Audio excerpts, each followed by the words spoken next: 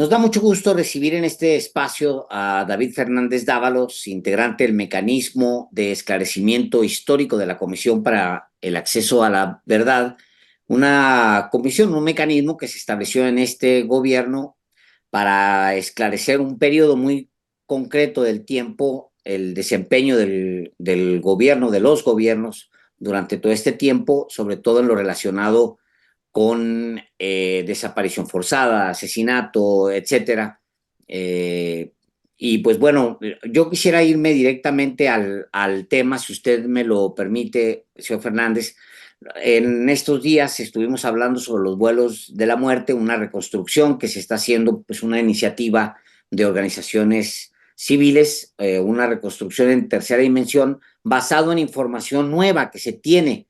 Y yo le preguntaría a usted si la información que se ha venido recopilando en los últimos tiempos podría no solamente acercar a la verdad, sino dar con los personajes puntuales que participaron durante los vuelos de la muerte. Gracias nuevamente por estar aquí. Al contrario, gracias a ustedes y gracias por el interés. Saludos. Efectivamente, han surgido nuevas informaciones que han ofrecido algunas víctimas, algunos familiares, y también hemos conocido una investigación que el propio ejército realizó en 2002 sobre estos vuelos de la muerte, que están ofreciendo datos respecto de el mecanismo que utilizaban para ejecutar estas acciones, los personajes que las operaban y también algunos de los perpetradores que ordenaban estas maniobras absolutamente criminales de arrojar personas, algunas vivas, algunas muertas, al mar. Entonces, sí, por supuesto, los artífices directos de estos mecanismos fueron los generales Quirós Hermosillo y Acosta Chaparro. Ahora lo que tenemos son pruebas, testimonios directos y también algunos interrogatorios en los que participó Miguel Nazararo. Estos tres fueron probablemente los agentes perpetradores. Ya en el momento de emitir nuestro informe, se pondrán los elementos que dan sustento a esta afirmación, pero en la misma investigación de los militares, a esta que me he referido, se señalan las responsabilidades de los dos primeros generales a los que me he referido. Es muy importante el trabajo que esta comisión está realizando por decreto presidencial y cuyo informe final deberá ser entregado pues antes de que concluya el periodo del presidente Andrés Manuel López Obrador. Se trata de violaciones graves a los derechos humanos comprendidos en el periodo que va de 1965 a 1990. En el caso específico de la Guerra Sucia, estamos hablando de hechos que acontecieron pues en la década de los 70 y hace exactamente 50 años, en 1974, se tiene ya documentado precisamente el tema de de los vuelos de la muerte, esta conducta criminal desde el Estado mexicano para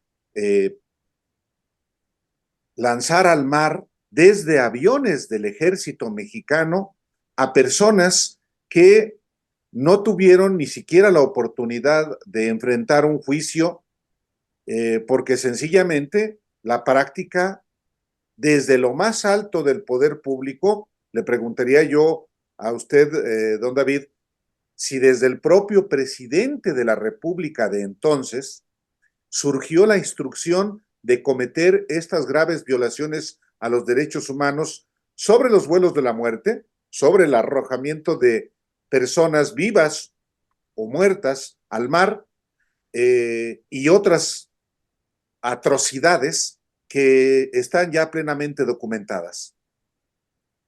La verdad es que nosotros no podemos probar que haya habido una instrucción presidencial expresa sobre esta y otras gravísimas violaciones a los derechos humanos, pero sí podemos hablar de que había una tolerancia de hecho a las conductas que el ejército realizaba.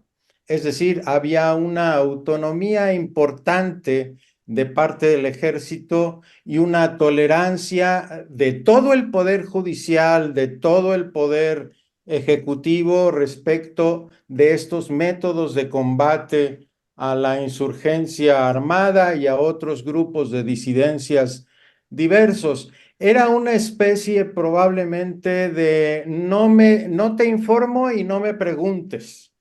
Es decir, y ninguno, es decir, también podemos afirmar que hubo algún tipo de pacto de impunidad que se mantiene hasta el día de hoy, de no te preocupes, va a haber respaldo, no te vamos a investigar, no te vamos a castigar. Lo importante es detener la subversión, castigar a las disidencias que ponen en riesgo la seguridad política del Estado. Y esto es lo que ha acontecido. Entonces, nunca hubo investigaciones que llevaran a procesos judiciales respecto de las responsabilidades. Me parece que en tiempos de la FEMOS pudieron llevar a juicio a una persona sobre desapariciones, pero nada más. Entonces, esto es lo que sí podríamos decir. No podemos asegurar, mostrar un documento que diga el presidente de la República autorizó, ni mucho menos, pero sí que podemos fundamentar el que todo el aparato de justicia y todo el aparato ejecutivo era omiso frente a estas conductas que fueron toleradas y las cuales jamás se han investigado y se han castigado a los culpables. Sabemos hasta ahora que esto se dio durante los gobiernos de Luis Echeverría y de José López Portillo, que entre paréntesis y paradójicamente son los últimos dos presidentes que se dicen herederos de la revolución y además se llaman a sí mismos de izquierda. Pero bueno, pues esa era la manera en que ocultaban lo que hacían. Eh, También sabemos que en los manuales de la Escuela de las Américas, es decir, que hay entrenamiento de Estados Unidos porque aparece este mismo patrón de conducta en otras mismas dictablandas o dictaduras en el resto de América Latina. ¿Tenemos idea mm, eh, de cuántas personas aproximadamente pudieron haber sido víctimas específicamente de este método de desaparición de los vuelos de la muerte? No, desafortunadamente. Lo que sabemos es que se realizaron a lo largo de 6 años. Podremos documentar alrededor de 50 vuelos de la muerte que están registrados como vuelos locales y nocturnos o como vuelos al mar también, y que en cada uno de estos vuelos por lo menos 5 personas podían ser llevadas para ser arrojadas al mar. Son los datos de los que disponemos, pero hay que recordar que en este periodo estamos hablando de alrededor, en el periodo conocido popularmente como de la Guerra Sucia, estamos hablando alrededor de 1,000 personas desaparecidas. Más o menos se discuten los números, pero sí, en estos vuelos de la muerte podemos documentar 50 de ellos con alrededor de 5 o 6 personas en cada uno de ellos, lo que da una cifra de entre 250 y 300, pero es muy aventurado de mi parte dar una cifra porque hay otros vuelos que no han sido registrados. Por ejemplo, conocemos bitácoras de uno de los dos aviones Arabá, que por cierto se compraron al Estado israelí o al gobierno de Israel, pero no conocemos los del otro. Entonces, eso podría decir.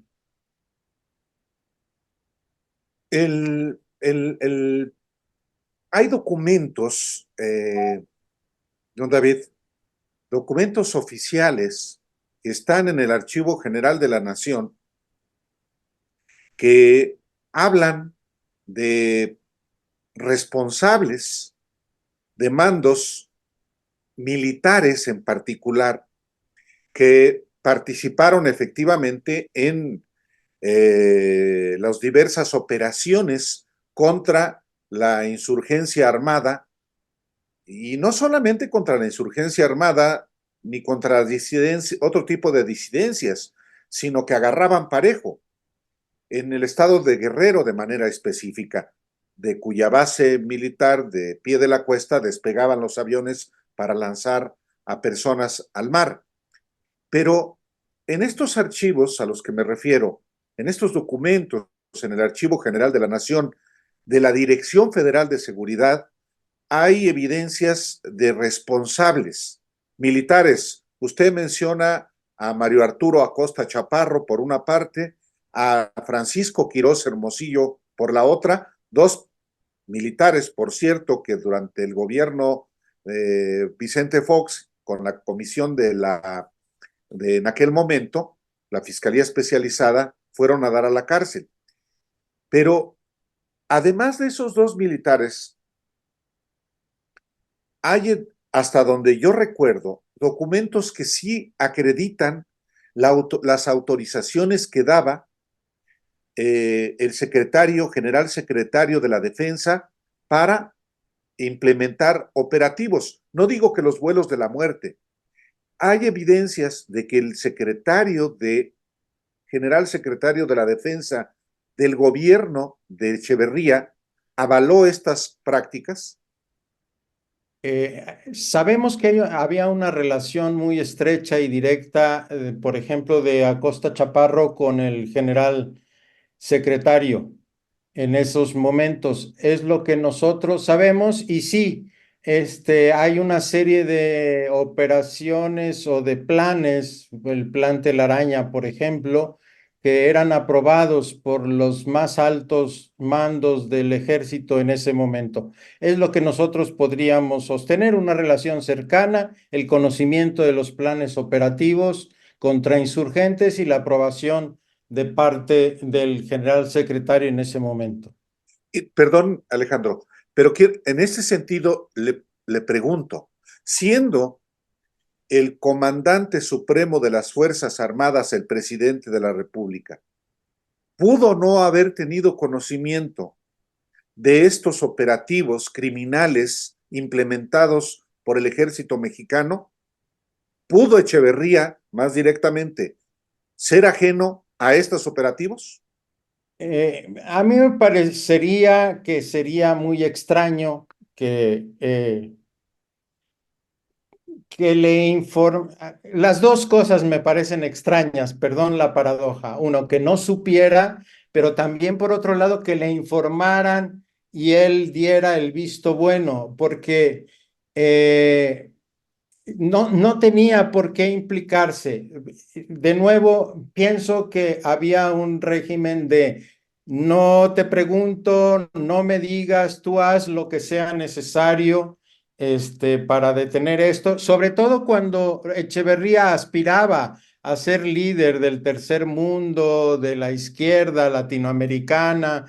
Entonces, no podía políticamente involucrarse directamente. Por otro lado, sabemos y está documentado que era informante de la CIA Claro. y que había un proceso latinoamericano de contrainsurgencia conducido por la doctrina de seguridad nacional impulsada por el gobierno de Estados Unidos y por la central de inteligencia a la que informaba Echeverría. Entonces, es paradójico todo lo que aconteció en esa época, porque al mismo tiempo que recibíamos exiliados de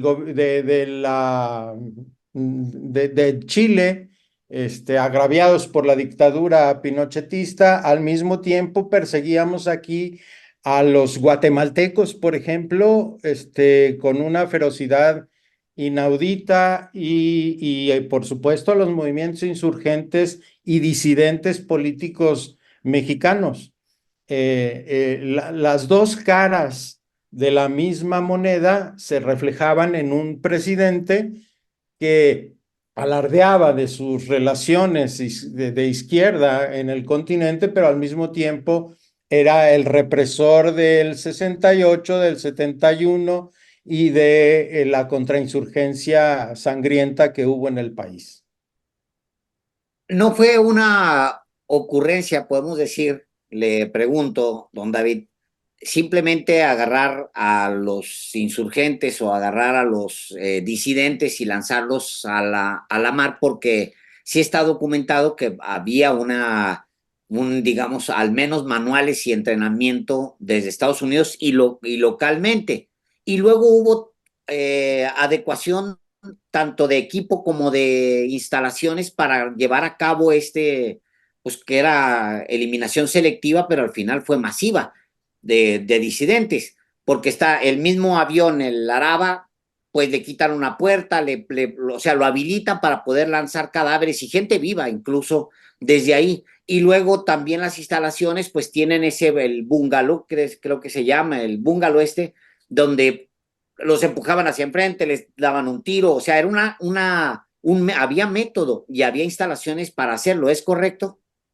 Absolutamente correcto. Es más, autores importantes como Camilo Vicente hablan de los circuitos de la desaparición. Es decir, están perfectamente delineados algunos procedimientos y procesos que terminaban en la desaparición de las personas. Es decir, eran detenidas en algún operativo en la Ciudad de México, en el Estado de México o en Culiacán o en cualquier lado. De ahí eran trasladadas a la base militar local inmediata, la 27, la 35, etcétera. De ahí pasaban al campo militar número 1, donde algunos ya se pierde la pista en el campo militar número 1, pero muchas personas, hombres y mujeres, del campo militar número 1 pasaban a la base aérea militar de Pie de la Cuesta, en donde desaparecían, probablemente víctimas de estos vuelos al mar o vuelos de la muerte. Eso está documentado y se puede dar seguimiento, y entonces eran procedimientos estandarizados y también igual los métodos de ejecución y de tortura también no tenían grandes creatividades, sino que eran con métodos aprendidos en las escuelas de contrainsurgencia, probablemente estadounidenses, que eran aplicadas acá. Entonces sí, había un método institucional, digámoslo de esta manera.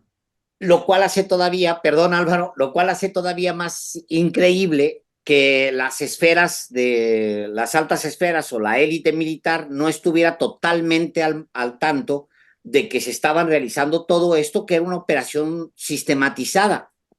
Sí, en efecto, yo creo que los más altos mandos militares conocían de estos procesos y procedimientos. Bueno, en seguimiento a este mismo asunto a ver, institucionalmente se crea la Brigada Blanca, que ese no era oficialmente su nombre. Oficialmente su nombre era Brigada Especial. Y está Correcto. documentado eh, con evidencias oficiales que tenían esta brigada especial integrantes de la Dirección Federal de Seguridad, de el Ejército Mexicano, de la entonces PGR, de la Procuraduría de Justicia de la Ciudad de México, de la Dirección General de Policía y Tránsito de la Ciudad de México, y que el mando estaba en el operativo en Quirós Hermosillo y el mando civil en el general, perdón, en Azararo, y cuyas instalaciones también estaban en el campo militar número 1. La comisión a la que usted pertenece ya ha logrado redondear, consolidar lo que por décadas eran evidencias aisladas, ya por fin podrá en el informe final de esta comisión informarse a la sociedad mexicana que la brigada especial, la denominada Brigada Blanca, sí efectivamente estaba en el campo militar número 1 y que era utilizado como un centro de desaparición, de tortura y de traslado, por ejemplo, para los vuelos de la muerte? Sin duda, sí, es de las conclusiones más importantes que presentaremos. Es más, en la propia sede de la Brigada Especial, en la parte inferior, había espacios de tortura.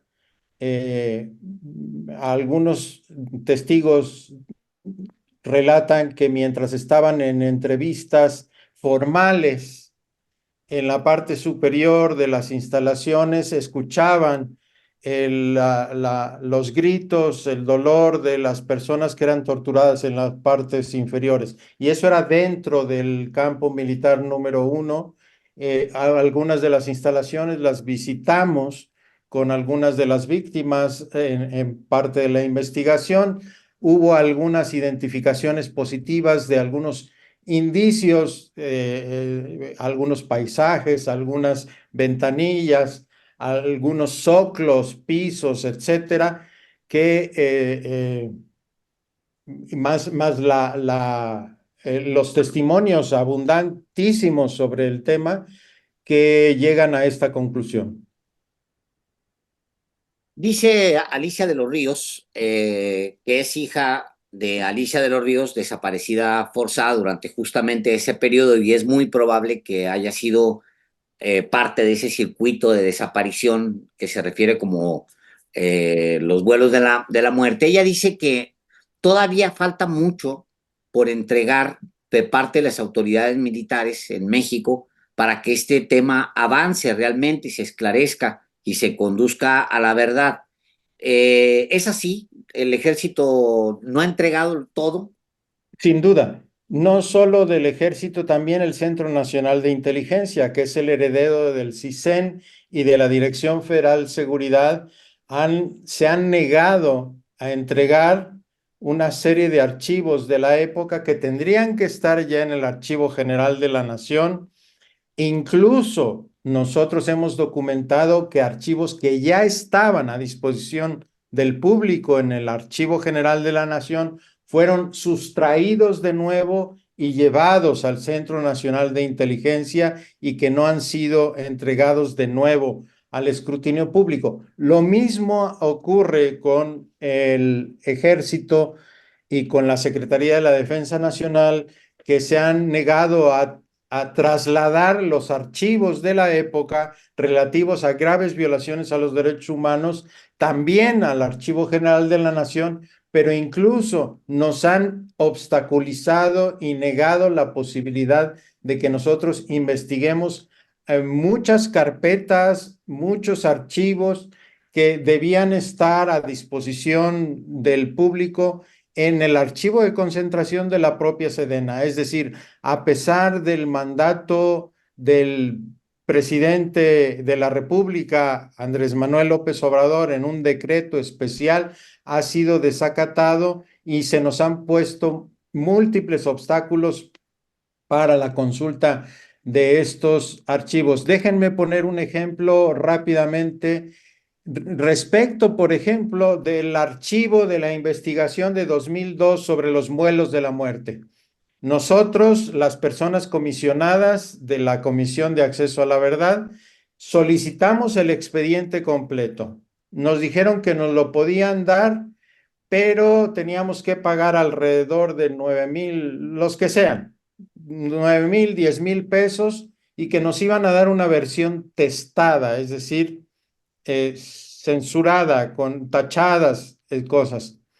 Nos dieron la tercera parte de la investigación y nos dijeron que después nos darían las otras dos partes. Acudimos de nuevo a pedir las otras dos partes y nos contestaron que ya no nos las iban a dar porque estaba abierta una averiguación previa sobre el tema y que eso hacía que fueran documentos confidenciales. Esto es absolutamente falso. Es un invento de la Secretaría de la Defensa Nacional. Tenemos las pruebas donde nos responden eso y entonces nunca nos entregaron ni siquiera la versión testada de esta averiguación. Afortunadamente la tiene el Centro PRO y la tienen algunos otros periodistas que ustedes conocen, donde nosotros hemos podido conocerla, pero quisimos evidenciar que ni siquiera aquellos documentos que tendrían que ser públicos y a los que están obligados a entregar según la Ley General de Archivos y la Ley General de Transparencia, han sido puestos a disposición de nuestra comisión y del público en general por parte de la Secretaría de la Defensa Nacional. Teniendo el archivo completo, como dice usted que lo tiene, don David, el Centro PRO y no sé qué periodistas, pero teniendo ese archivo y cotejándolo con la tercera parte que el ejército le entregó, ¿cuál es la razón por la cual la Secretaría de la Defensa Nacional se niega a entregar el archivo completo?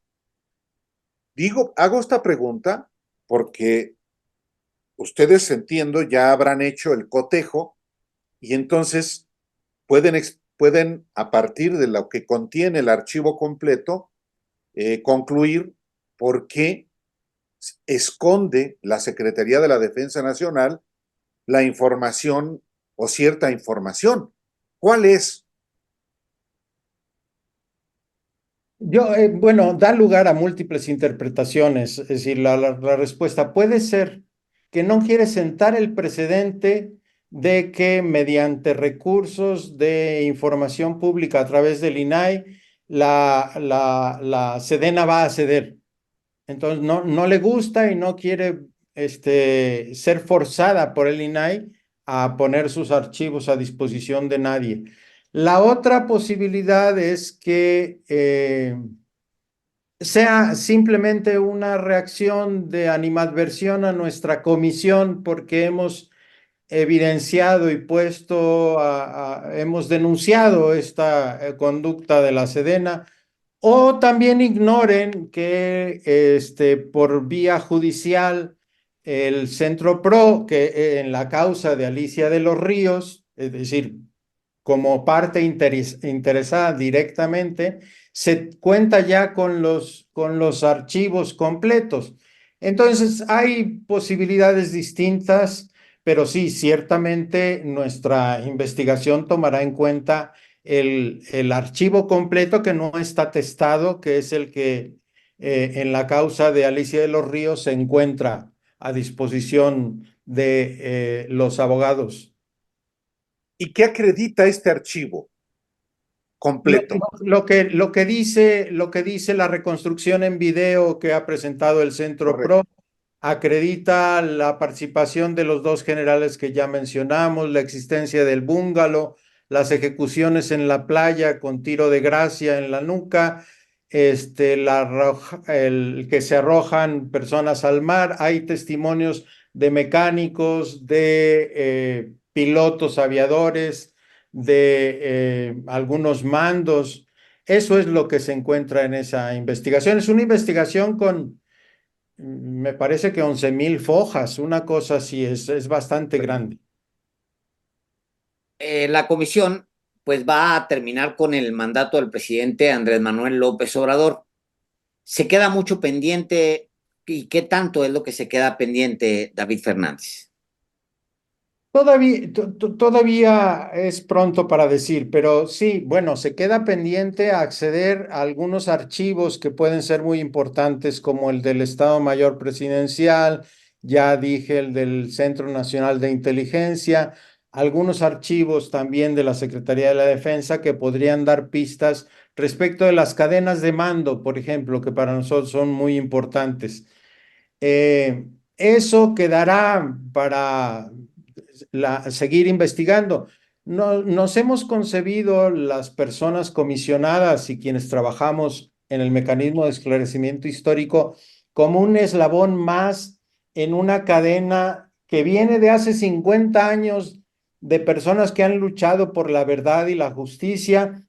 Nosotros estamos dando algunos pasos adicionales, pero quedará y seguirá adelante quienes vengan detrás de nosotras, de nosotros, tendrán que continuar investigando. Entonces, no estará completa la investigación si no llevamos a la justicia a algunos de los perpetradores y si no hay un reconocimiento de las instituciones ejecutoras de estos crímenes de lesa humanidad de su responsabilidad en los hechos. Eso me parece que no lo vamos a lograr en este sexenio y que será una asignatura pendiente. Eso es lo más importante, poder llevar a la justicia a algunas de las personas que tuvieron que ver, a lo mejor ya murieron, pero algunas otras viven todavía, y que haya un reconocimiento expreso de parte del ejército de decir, yo participé en los vuelos de la muerte, esto es contrario al derecho internacional, es contrario a los derechos humanos, ofrezco una disculpa y me comprometo a que no vuelvo a repetir esto. Esto sería una redignificación de quienes fueron víctimas, de las familias de quienes fueron víctimas, y sería también un reconocimiento de que hay nuevas épocas en el Estado mexicano que quiere garantizar la plena vigencia de los derechos de las personas y a adherirse al Concierto Internacional de las Naciones en el derecho penal internacional. Esto es muy importante y quedará pendiente. Es que el problema es que difícilmente se van a volver a presentar las condiciones que hubo en este sexenio. A pesar de toda la contundencia de la victoria del presidente López Obrador, toda la legitimidad y toda la voluntad, hubo, sin embargo, sigue habiendo, sin embargo, obstáculos desde ámbitos ya no solamente de la Secretaría de la Defensa Nacional, sino un órgano como la Comisión Nacional de Seguridad, que se obstinan en el ocultamiento. ¿Puede haber otra oportunidad así, realmente, y llegar a lo que usted plantea? A ver, creo que en este sexenio hubo condiciones muy importantes, positivas, que podrían haber facilitado esta situación. Por otra serie de consideraciones distintas, tuvo que haber una alianza del gobierno con el ejército, por ejemplo, y esto dificultó que pudiera ocurrir lo que hemos dicho que tiene que ocurrir. No descarto que en una posible futuro, con la movilización de los colectivos de víctimas, de los grupos de derechos humanos, de las organizaciones sociales, se pueda obligar al ejército mismo, acompañado del Ejecutivo, a hacer algún reconocimiento público para dar vuelta a la página. Es decir, a mí me parece que un reconocimiento público de parte del ejército de su responsabilidad en estos hechos puede dignificar y puede dar inicio a una transformación de la propia institución armada para en verdad constituirse en un ejército plenamente democrático, transparente, sujeto al mando civil. Entonces, no quiero dar por cerrado este capítulo. Me parece que quizá con la movilización social en un momento futuro pudiéramos conseguir algo de estas características. Hay posibilidades de que Claudia Sheinbaum, quien viene de algunos movimientos sociales de izquierda, se convierta en la próxima presidenta de México. Por un lado, le preguntaría a usted si tiene confianza de que eso permita avanzar todavía más en el trabajo que ustedes han realizado. Y por el otro lado, le preguntaría si usted ve actitud, digamos, las organizaciones para acercarse al gobierno eventual, si es que gana, de Claudia Sheinbaum, para poderse sentar, conversar y poder empujar más hacia adelante este mismo tema. Uno de los propósitos que tenemos como personas comisionadas es incorporar en el programa de gobierno futuro algunas líneas de continuidad de investigación y de sanción de lo que hemos, en el plan nacional, incorporar la continuidad de estos esfuerzos que ahora, entonces estamos en ese canal y estamos en el cabildeo, negociación para que esto pueda ocurrir. Si no hay una ley de memoria, que es lo que querríamos en primer lugar empujar, que por lo menos haya una voluntad del nuevo equipo de gobierno de que esto pueda continuar. Ahora, si soy honesto, en este momento me parece que no hay condiciones de acercamiento por un distanciamiento de los grupos de derechos humanos y de los colectivos que ha habido en últimas fechas por diversas circunstancias. Entonces, que hay que reconstruir la posibilidad de diálogo con acercamientos bien intencionados, de buena fe. Y sí, me parece que la candidata con mayores posibilidades de llegar a la presidencia tiene un pasado sensible respecto de estos temas en la medida en que, entiendo, se involucró en luchas por la justicia, por la verdad, con la gente del 68, etcétera, que puede poner condiciones muy factibles para que este tipo de demandas sean acogidas y sean impulsadas en el futuro. Sí, yo tengo esperanza de que esto podrá ocurrir una vez que se supere un bache de... Y ahorita en el momento de las campañas es menos posible todavía. Y nuestro informe lo daremos a conocer después de que hayan sido las elecciones, de suerte que no haya una contaminación electoral de ningún tipo respecto de nuestras conclusiones. Pero sí, soy optimista para el futuro. Justamente, por último de mi parte, don David, el informe que entiendo ya está avanzado, deberá ser hecho público en el mes de septiembre. Nosotros pensamos que pudiera ser en julio. Correcto. Eh, sí, depende tenemos que ponernos de acuerdo con la Subsecretaría de Derechos Humanos, que es bajo la cual estamos operando, pero probablemente pudiera ser en julio. Sí, esa es la idea. Pues queremos agradecerle, David Fernández, miembro del mecanismo de esclarecimiento histórico de la Comisión para el Acceso a la Verdad, agradecerle que haya estado aquí nuevamente para este tema que es tan relevante para México. Al Gracias. contrario, yo soy el agradecido. Muchísimas gracias, Álvaro, Alejandro. Muy buen día. Gracias.